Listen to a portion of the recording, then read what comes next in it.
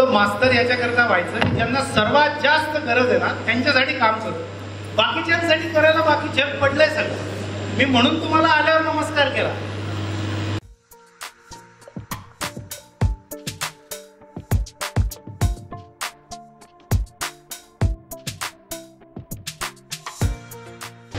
मला फार आदर वाटला साहेब. आज तुम्ही अशा माऊलीचा आणि अशा पित्याचा इथे सन्मान केला.